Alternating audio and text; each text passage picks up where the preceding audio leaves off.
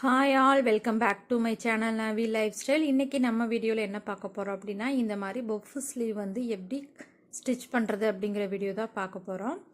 So puff ஸ்லீவ்ல நிறைய models இருக்குது. அதில் இப்போ நம்ம ஒரு மாடல் வந்து பார்க்கலாம்.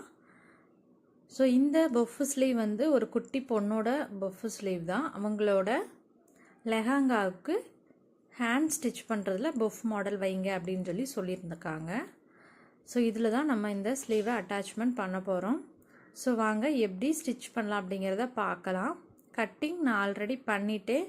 ஸோ மெஷர்மெண்ட் மட்டும் நீங்கள் பார்த்துக்கோங்க. ஸோ இதுதான் சென்டர் ஸ்லீவோட. ஸோ ஸ்லீவோட சென்டர்லேருந்து நம்ம எவ்வளோ மெஷர்மெண்ட் வந்து புஃபுக்காக விட்டுருக்கோம் அப்படின்னா ஒரு 4 இன்ச் வந்து விட்டுருக்கோம். அதாவது ப்ளீட் வைக்கிறதுக்காக நம்ம 4 இன்ச் வந்து விட்டுருக்கோம்.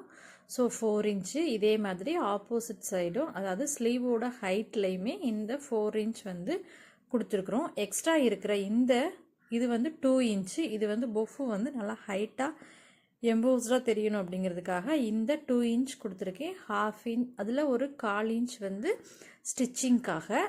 ஸோ அதுக்கு கீழே இருக்கிறது வந்து நம்ம ஸ்லீவோட ஆர்ம் ரவுண்டு வரும் பார்த்திங்களா, அதுக்கான மெஷர்மெண்ட்டை கொடுத்து கட் பண்ணி எடுத்துருக்கிறேன். நெக்ஸ்ட்டு ஸ்டிச்சிங் எப்படி பண்ணலாம் அப்படிங்கிறத பார்க்கலாம். ஸோ நம்ம அந்த 4 இன்ச்சுக்கு இங்கேயும் கீழேயும் ஆர்காட் வந்து கொடுத்து வச்சுருக்கோம். ப்ளீட்டடு எவ்வளோ தூரம் பண்ணணும் அப்படிங்கிறத. ஸோ அப்போ நம்ம வந்து ஒரு 1/4 இன்ச் அளவுக்கு ப்ளீட்ஸ் வந்து கொடுப்போம். சென்டர் வந்து நாட்ஸ் கொடுத்துருங்க, மேலேயும் கீழேயும். ஸோ நான் கீழே கொடுக்கல, இப்போ கீழே இருக்கிற நாட்ஸ் கொடுத்துக்கிறேன். ஸோ ப்ளீட்ஸ் வந்து நீங்கள் குட்டி குட்டியாக அரேஞ்ச் பண்ணாலும் பண்ணலாம், இல்லை கொஞ்சம் பெருசாக அரேஞ்ச் பண்ணாலும் பண்ணலாம், உங்களோட விருப்பம் தான். ஸோ நான் ஒரு 1/4 இன்ச் வரைக்கும் ப்ளீட் வந்து அரேஞ்ச் பண்ணிகிட்டே வரேன். ஃபஸ்ட்டு அரேஞ்ச் பண்ணுறது ப்ளீட்டு எந்த சைடு நீங்கள் அரேஞ்ச் பண்ணுறீங்களோ சென்டர் வரைக்கும் சேம் சைடு அரேஞ்ச் பண்ணுங்கள். நெக்ஸ்ட்டு சென்டர் நமக்கு இப்போ வந்துருச்சு. இந்த சென்டர்லேருந்து பண்ணும்போது பண்ணின ப்ளீட்ஸ்க்கு ஆப்போசிட்டில் நீங்கள் ப்ளீட்ஸ் வந்து வைக்கணும். அப்படின்னா தான் உங்களுக்கு இந்த பஃப் ஸ்லீவ் வந்து நல்லா எம்போஸ்டாக தெரியும். ஸோ இப்போ நம்ம இந்த சைட்லேருந்து எடுத்து கிளாத்தை உள்பக்கமாக திருப்பி ஸ்டிச்சஸ் வந்து போடுறோம். ஸோ நல்லா நோட் பண்ணிக்கோங்க. பிகினர்ஸ் வந்துட்டு பஃப் ஸ்லீவில் எங்களுக்கு நல்லா எம்போஸ்டாக தெரிய மாட்டேங்குது அப்படின்னு சொல்கிறீங்க. ஸோ அதுக்கான ரீசன் என்ன அப்படிங்கிறது, நீங்கள் சேம் சைடு வந்து வைக்கிறதுனால அது வந்து ப்ளீட் வந்து சமமாக தான் இருக்கும், நல்லா எம்போஸ்டாக தெரியாது. ஸோ இந்த மாதிரி ஆப்போசிட்டாக வைக்கும்போது தான் உங்களுக்கு ப்ளீட்ஸ் வந்து நல்லா எம்போஸ்டாக தெரியும். நம்ம ஆர்காட் கொடுத்துருக்கோம் பார்த்திங்களா, அது வரைக்கும் இந்த ப்ளீட் வந்து வச்சா போதும். ஸோ நம்ம இப்போ கீழ்ப்பக்கம் வச்சாச்சு. ஸோ மேலே ஆர்ம் ரவுண்டுக்கு இப்போ நெக்ஸ்ட்டு ஸ்லீவ் வந்து ப்ளீட்ஸ் வந்து வைக்க போகிறோம். ஸோ அந்த சைடுமே நம்ம எப்படி ஆர்காட்லேருந்து ஆர்காட் வரைக்கும் ஸ்டிச் பண்ணுறோமோ அதே மாதிரி தான் ப்ளீட்ஸ் வந்து அரேஞ்ச் பண்ணணும். ஸோ நீங்கள் பிகினர்ஸ் வந்துட்டு ஒரு சைடு ப்ளீட் அரேஞ்ச் பண்ணுறது உங்களுக்கு ஈவனாக வரும்.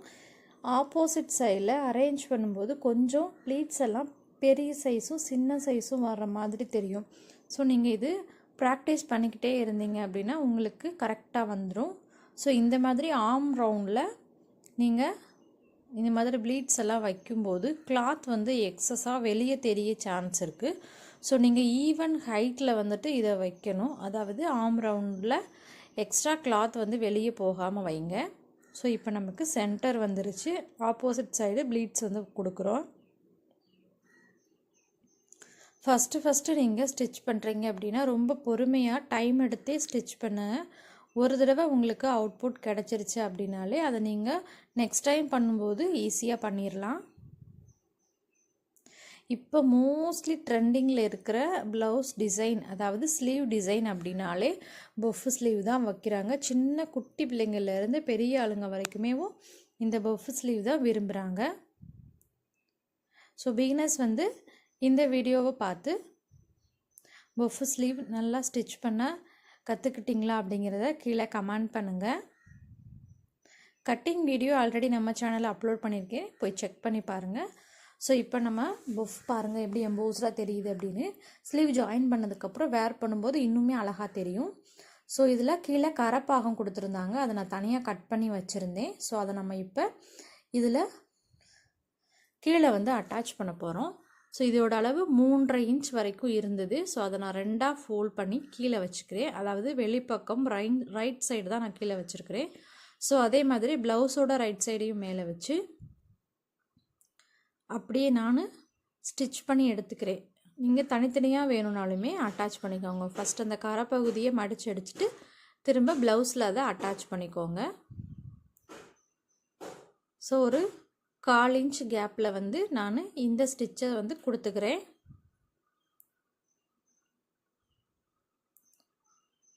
ரெண்டையும் நம்ம இப்போ நீட்டாக அட்டாச் பண்ணிட்டோம். நெக்ஸ்ட்டு இந்த மாதிரி எடுத்து விட்டுருங்க. எடுத்து விட்டதுக்கப்புறம் இந்த பிசிறு பகுதி இருக்குது பார்த்தீங்களா, அதை இந்த மாதிரி கீழ்ப்பகுதி எடுத்து விட்டு நல்லா டைட்டாக பிடிச்சிக்கோங்க 2 பக்கமும். அப்படின்னா தான் நீட்டாக உங்களுக்கு அந்த ஸ்டிச்சஸ் வந்து விழுகும்.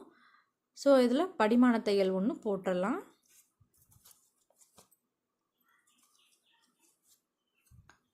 நெக்ஸ்ட்டு இதை அப்படியே ஆப்போசிட் சைடாக எடுத்துருங்க. வெளிப்பக்கமாக எடுத்து நம்ம இந்த ஜாயின் பண்ணியிருக்கோம் பார்த்தீங்களா, இந்த ஜாயினிங் போட்ட தையல் மேலேயே இந்த கிளாத்தை நம்ம இந்த மாதிரி மடிச்சுட்டு இதோட எட்ஜில் வந்து ஸ்டிச்செல்லாம் போட்டுருங்க.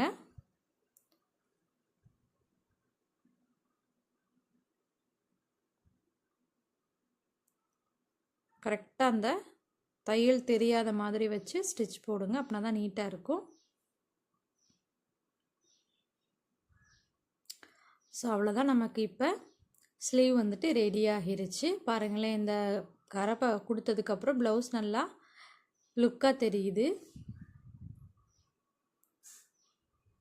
ஸோ இதே மாதிரி நம்ம 2 ஸ்லீவையுமே கம்ப்ளீட் பண்ணி எடுத்துக்கலாம். பாருங்கள், 2 ஸ்லீவையுமே நம்ம நீட்டாக ரெடி பண்ணிட்டோம். ஸோ இதை வந்து அந்த லெஹங்காவில் நம்ம இப்போ அட்டாச் பண்ண போகிறோம். ஸோ ஸ்லீவ் அட்டாச்மெண்ட் எல்லாருக்குமே தெரியும். பஃப் ஸ்லீவ் அப்படிங்கிறதுனால நம்ம சென்டர்லாம் கால்குலேட் பண்ணி வைக்கணும் அப்படிங்கிறதெல்லாம் இல்லை. ஃபஸ்ட்டு லெஹங்காவுக்கு இந்த மாதிரி சைடு ஜாயின் கொடுத்துருக்காங்க பார்த்தீங்களா, இதை பிரித்து விட்டுக்கலாம். நீடில் யூஸ் பண்ணி நீட்டாக பிரித்து எடுத்துருங்க. ஸோ கொஞ்சமாக பிரித்தா போதும். பிரித்ததுக்கப்புறம் ஸ்லீவ் அட்டாச்மெண்ட் வந்து எப்போவுமே நான் ப்ளவுஸஸ்க்கெல்லாம் சென்டர்லேருந்து ஸ்லீவ் அட்டாச் பண்ணுங்கள் அப்படின்னு சொல்லுவேன். ஸோ இந்த மாதிரி பஃப்பு ஸ்லீவ் நம்ம கொடுக்கும்போது சென்டர்லேருந்து தான் அட்டாச் பண்ணணும் அப்படிங்கிறது இல்லை, நீங்கள் எண்டு டு எண்டே அட்டாச் பண்ணலாம். ஸோ இந்த லெஹங்காவில் பைப்பிங் வந்து கொடுத்துருக்காங்க ஸ்லீவ் அட்டாச் பண்ணுற இடத்துல. ஸோ நமக்கு பஃப்பு ஸ்லீவ் அப்படிங்கிறதுனால பைப்பிங் வந்துட்டு தேவையில்லை. ஸோ மற்றபடி நீங்கள் நார்மல் ஸ்லீவ் 3/4 இந்த மாதிரி நீங்கள் ஸ்லீவ் கொடுக்கும்போது இந்த தெரிகிற மாதிரி ஸ்டிச் பண்ணுங்கள். அதாவது இந்த பைப்பிங் தெரிகிற மாதிரி நீங்கள் ஸ்டிச் பண்ணுங்கள். அப்படின்னா தான் நீட்டாக இருக்கும். ஸோ ஸ்லீவில் எப்போவுமே டபுள் ஸ்டிச் கொடுத்துருங்க. ஸோ அவ்வளோதான், ஸ்லீவ் வந்து அட்டாச்மெண்ட் பண்ணியாச்சு. நம்ம உள்பக்கமாக எடுத்து விட்டு பாருங்கள், நான் கொஞ்சம் பெரிய பெரிய ப்ளீட்டாக தான் வச்சுருக்கேன்.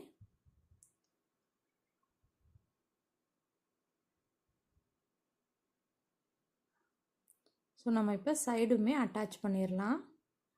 சைடு அட்டாச் பண்ணிவிட்டு அப்படியே லாஸ்ட்டு எண்டு வரைக்கும் அந்த ஸ்டிச்சஸை கொண்டு வந்துடுங்க.